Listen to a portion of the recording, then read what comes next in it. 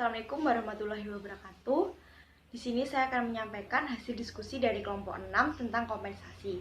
Berikut saya akan memperkenalkan anggota dari kelompok 6. Yang pertama ada saya sendiri, Zulfamila Sofia. Yang kedua ada Dinda Yudita Asia Bella. Yang ketiga ada Muhammad Islah Fadil. Saya akan menjelaskan tentang pengertian kompensasi. Kompensasi adalah segala sesuatu yang diterima baik berupa fisik maupun non-fisik. Kompensasi juga bisa berarti seluruh imbalan yang diterima oleh seorang pekerja atau karyawan atas jasa atau hasil dari pekerjaannya dalam sebuah perusahaan. Kompensasi yang diterima dapat berupa uang, barang, secara langsung maupun secara tidak langsung. Kompensasi biasanya diberikan oleh atasan kepada bawahan atau karyawan sebagai tanda bahwa karyawan tersebut telah bekerja dengan keras. Kompensasi bisa menjadi motivasi yang baik untuk para karyawan agar mau bekerja lebih keras lagi agar bisa memajukan perusahaan lebih baik lagi. Kemudian ada jenis-jenis kompensasi. Yang pertama ada kompensasi finansial langsung, yaitu uang gaji atau upah yang dibayarkan karena kewajiban atau pokok. Misalnya bayaran pokok, bayaran insentif berupa bonus dan komisi. Kompensasi langsung merupakan kompensasi yang sering diberikan oleh perusahaan pada karyawannya. Selain itu, kompensasi langsung juga lebih mudah untuk dicatat dalam administrasi keuangan perusahaan karena diberikan secara langsung dengan jumlah yang jelas dan tertulis.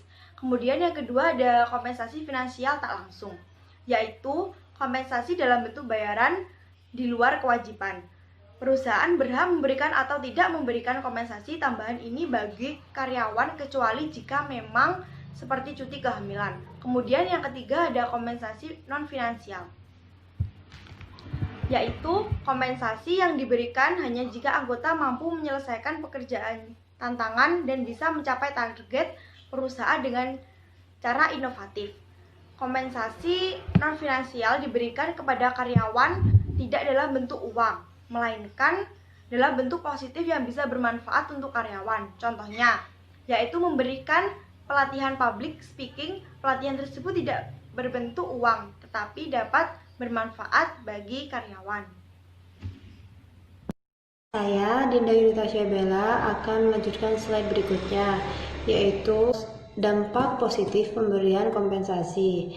Yang pertama itu memacu karyawan untuk berprestasi dan bekerja lebih giat. Yang kedua, perusahaan mendapatkan pekerja yang berkualitas baik. Yang ketiga, memudahkan proses administrasi dan aspek hukum. Yang keempat, menjadi daya pikat bagi pencari kerja yang berkualitas. Kemudian yang terakhir, perusahaan memiliki kelebihan dibanding kompetitor. Kemudian slide berikutnya yaitu komponen-komponen kompensasi. Yang pertama itu ada gaji, kemudian yang kedua ada upah, yang ketiga itu insentif, dan yang keempat yaitu kompensasi secara tidak langsung. Kemudian slide berikutnya akan dijelaskan oleh teman saya. Saya Muhammad Islah akan menjelaskan tentang tujuan kompensasi.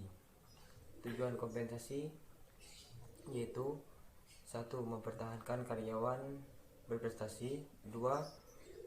Mendapatkan karyawan yang berkualitas, 3. Menjamin adanya keadilan dalam perusahaan, 4. Mengefisiensi biaya, 5. Memenuhi administrasi legalitas, 6. Memacu adanya perubahan perilaku dan sikap yang semakin baik. Kriteria kompensasi. Harga atau nilai pekerjaan. Penilaian harga pekerjaan harus menjadi prioritas utama dalam menentukan tindakan kompensasi seperti apa yang harus direncanakan perusahaan. Penilaian harga pekerjaan dapat didasarkan dua hal, yaitu A. Mendasarkan jenis keahlian suatu pekerjaan, tingkat risikonya dan kerumitannya. B. Kemudian dengan melakukan survei harga kompensasi dari organisasi yang bisa dijadikan patokan untuk menentukan harga. Survei harga sangat penting untuk mempertahankan karyawan. Sistem kompensasi dapat dilakukan melalui dua hal, yaitu karena prestasi dan arena waktu. Sebagai pimpinan, perusahaan dapat memberikan kompensasi atas dasar prestasi yang mampu dicapai karyawan seperti pencapaian target.